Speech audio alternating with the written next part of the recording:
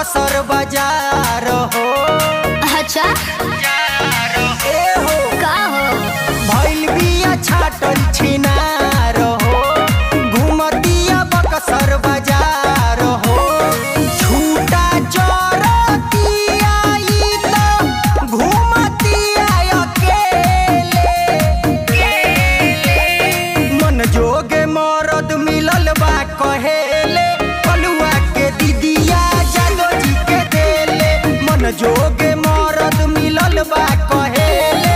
कलुआ के दीदिया ललुआ के देले।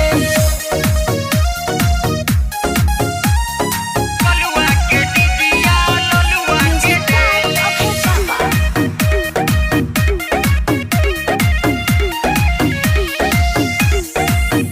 असटे जवा पे गावता रे फोद रे।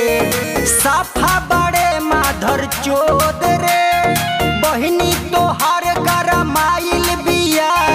पुअरा के गाला में धराइल बिया। पुअरा के गाला में धराइल बिया।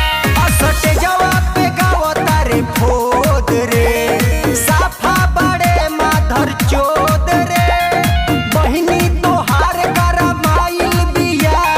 पुअरा के गाला में धराइल बिया। सब जात छोड़ी के अहिरू संगे खेलाई खेले। मन जोगे मरद मिलल बा कहेले। बभना के बहिनी है जादो जी के देले। मन जोगे मरद मिलल बा कहेले। कलुआ के दीदी जादो जी के देले।